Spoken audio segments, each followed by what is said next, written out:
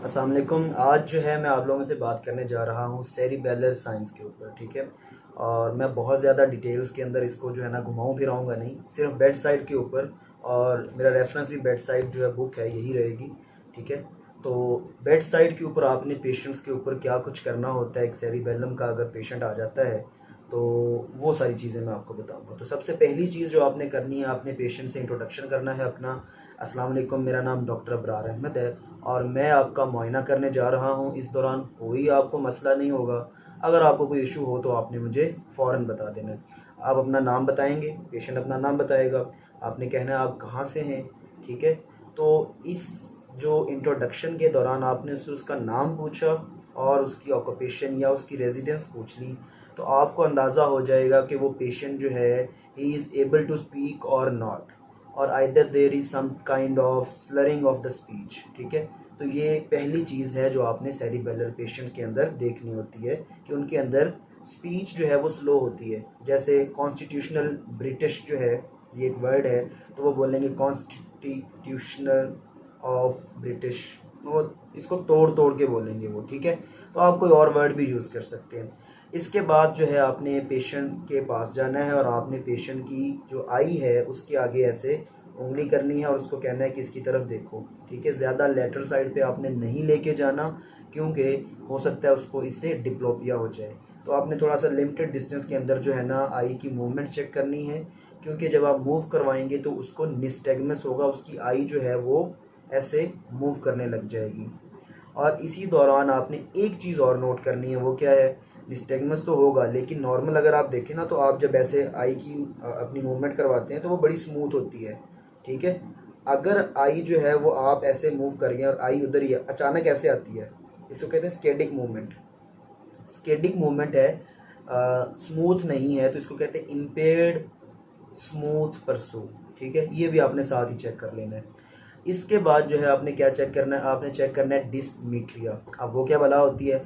डिसमीट्रिया ये होता है कि वो पेशेंट जो है ना, क्योंकि सेरिबेलम जो है वो कोऑर्डिनेशन में रोल प्ले करता है, तो उसकी कोऑर्डिनेशन इम्पेयर हुई होती है। तो हम क्या कहते हैं, हम पेशेंट कहते हैं कि भाई आपने अपने अंगूठे पे उंगली लगानी है, और फिर पेशेंट के आगे मैं अपनी उंगली ऐसे कर देता हूँ और मैं कहता हूँ कि आपने अपनी उंगली अपने अंगूठे पे नोज़ पे लगानी है, देन आपने मेरी फिंगर को टच करना है और इस ये जो है आपने स्पीड से करना है। और इस दौरान आप अपनी आई जो फिंगर है इसको मूव कर सकते हैं, आगे पीछे कर सकते हैं, उससे पता चल जाएगा कि उसकी कोऑर्डिनेशन ठीक है या नहीं है। This is finger nose test. और दूसरा हम करवाते हैं शिन हील टेस्ट या हील शिन टेस्ट, जो मर्जी कह लें। हम कहते हैं पेशेंट से कि काइंडली आप अपनी जो हील है, अपना पाँव जो है हील, वो अपनी शिन पे रखें, नी जॉइंट के आप पास, और ऐसे जो है ना स्मूथ एंकल तक आपने लेके जाना है बार बार, ठीक है। इससे भी हमें कोऑर्डिनेशन का पता चल जाएगा। अगर वो सेरिबेलर डिजीज़ का पेशेंट हुआ तो वो उसकी कोऑर्डिनेशन नहीं होगी और वो इस तरह से नहीं कर पाएगा, ठीक हो गया। और फिर आपने पेशेंट से कहना है कि भाई आप अपना हाथ आगे करें, वो हाथ आगे करेगा। आपने कहना है आपने मेरी कॉपी करनी है, ऐसे ऐसे ऐसे, ठीक है। अगर तो वो पेशेंट कर रहा है, इट मीन्स कि उसकी जो कोऑर्डिनेशन है वो ठीक है और कोई एक्स्ट्रा जो है वो मूवमेंट्स नहीं है। लेकिन अगर वो नहीं कर पाता ऐसे स्पीडली, और ये स्पीडली करवाना होता है, तो इसको हम कहते हैं डिसडायाडोकोकाइनेसिया।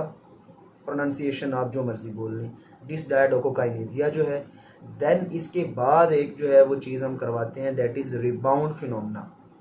हम क्या करते हैं, मैं एक हाथ जो है, ये में पेशेंट खड़ा हुआ है, एक हाथ में उसके दूसरे ऑपोजिट जो शोल्डर है वहाँ पे रखता हूँ, दूसरे हाथ से फोर्स लगाता हूँ कहाँ पे, उसका जो अपर लिम्ब कर लें आप, ठीक है। अपर लिम्ब भी कर सकते हैं और वैसे दूसरे मसल्स के ऊपर भी कर सकते हैं। तो यहाँ पर उसको मैं कहता हूँ कि अपने आपने जो है ना फोर आर्म को फ्लेक्स करना है और मैं आगे से रेजिस्टेंस प्रोवाइड करता हूँ, ठीक है। और जैसे ही मैं छोड़ूंगा, मेरा हाथ तो वही रुक गया, लेकिन वो जो सेरिबेलर डिजीज़ का पेशेंट होगा, जब उसको आप अचानक से छोड़ेंगे तो वो अपने मुंह पे या कहीं भी उसके वो फोर्सफुली टच करेगा, क्योंकि वो उसको रोक नहीं सकेगा, ठीक है, क्योंकि कोऑर्डिनेशन जो है ना वो इम्पेयर हो गई है। तो इसको हम कहते हैं रिबाउंड फिनोमेना। फिर जो है आप पेशेंट को ये कह सकते हैं, कोई चीज़ पकड़ा सकते हैं कि भाई इस चीज़ को पकड़ो, पेशेंट अपना हाथ लेके आएगा और आपने इंटेंशन ट्रेमर्स चेक करनी है। इंटेंशन ट्रेमर्स क्या है कि जब वो मूवमेंट करेगा तो उसकी जो ट्रेमर्स हैं वो विजिबल होंगे, रेस्टिंग ट्रेमर्स नहीं होंगे। रेस्टिंग ट्रेमर्स किस में होते हैं? पार्किंसनिज्म के अंदर, ठीक हो गया। उसके बाद एम्बुलेशन के अंदर हम क्या चेक करेंगे, एम्बुलेशन के अंदर हम चेक करेंगे 4 चीज़ें, ठीक है। वैसे चौथी चीज़ इतनी इंपॉर्टेंट नहीं है, पहली 3 ज़्यादा इंपॉर्टेंट है। पहली चीज़ है स्टांस एंड पोस्चर। जो सेरिबेलर डिजीज़ का पेशेंट होता है वो अपनी जो लेग्स हैं उसको ज़रा ऐसे करके ब्रॉड बेस्ड पोस्चर के अंदर खड़ा होता है, ठीक है।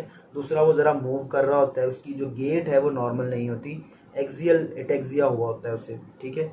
अगर आप उसको चलने का कहेंगे कि चल के दिखाओ मुझे फ्लोर के ऊपर, तो जिस तरह एक नशे में धुत आदमी जो है वो चलता है और वो ऐसे लड़खड़ाना शुरू कर देता है, तो ये सेरिबेलर डिजीज़ का पेशेंट भी वैसे अक्यूट एटेक्सिया जो है वो शो करेगा। इसको एटेक्सिक गेट भी कहा जाता है।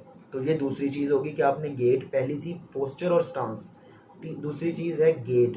तीसरी चीज़ है आपने उससे कहना है कि जब आपने गेट चेक कर रहे हैं, चेक कर ली, उसके बाद दोबारा आप उसको चलने का कहेंगे फ्लोर के ऊपर, और इसके साथ आप क्या कहेंगे कि आपने जब चलना है तो आपने अपनी जो फुट है, ये इसका थंब है, इसके आगे अपनी हील रखनी है ऐसे, ठीक है। पाँव के आगे पाँव रख के जो है ना टेंडम गेट के साथ आपने मूव करना है। टेंडम गेट होती है कि पाँव के साथ पाँव मिला के ऐसे चलना है, ठीक है, लंबे लंबे स्टेप्स नहीं लेने, तो वो उसको जो है ना उसका इम्बैलेंस हो जाएगा, स्टेडी नहीं रहेगा वो।